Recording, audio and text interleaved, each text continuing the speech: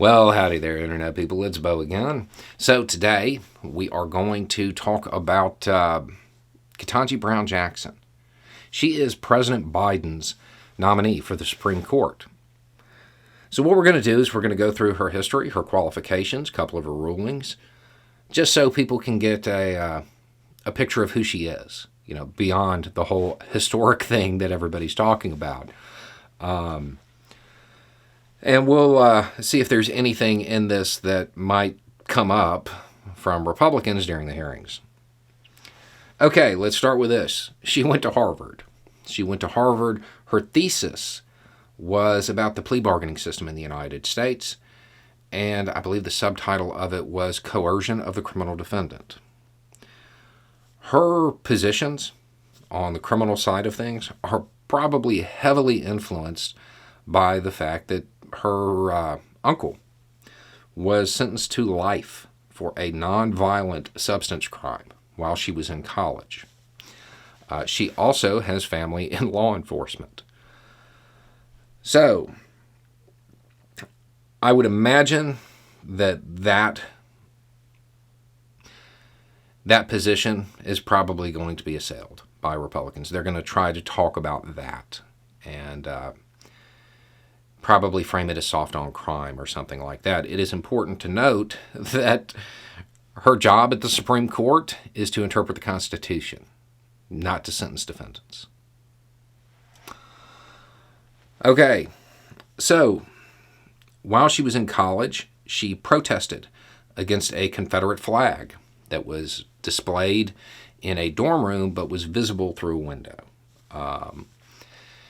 And she protested against that. That's probably going to come up as well, given the Republican Party's sudden fascination with the Confederacy. After college, she became a reporter for the Times. She dabbled in journalism for a little bit. Then she goes back to go to law school, edited the Harvard Law Review, graduated law school in '96.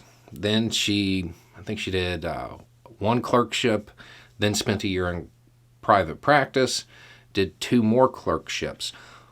One of those, she clerked for Justice Breyer, which is funny because that's who she'll be replacing.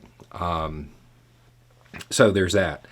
After that, she bounced around private practice. She was special counsel for the United States Sentencing Commission, and then she became a public defender. So, in 2010, she was appointed as the vice chair of the United States Sentencing Commission. If you don't know what that is, in the federal system, there are guidelines. The Sentencing Commission develops those guidelines. So in 2013, she became a district court judge in D.C. and stayed there until 2021. Then she became an appellate court judge.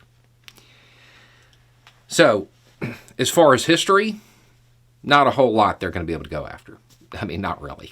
They'll try because they are who they are. But there's nothing there. This is somebody who has experience across the board in the legal system. Okay, so as far as rulings, she ruled against the Department of Corrections in a case involving somebody who was deaf, and the Department of Corrections didn't make accommodations for that person.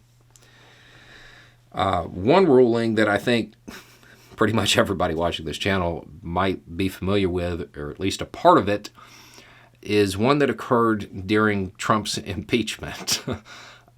Subpoenas were sent out. Somebody didn't want to comply with a subpoena because Trump told him not to. And a ruling came out, got a whole lot of media coverage. It included the phrase, "Presidents are not kings." That's Judge Jackson. She has ruled against terminating grants for programs aimed at countering teen pregnancy. They were going to be terminated early. She ruled against that. That may come up because it's related to family planning, and that's a hot button thing that they'll want to talk about. She ruled in favor of unions against Trump. And she issued an injunction that would have stopped the fast-track deportations of people. Now, from where I sit, I'm relatively happy with these rulings. Some of them are probably going to come up during the hearings. The thing is, these rulings are that this is her job. Her job would be to interpret the Constitution and make sure that the law is applied equally.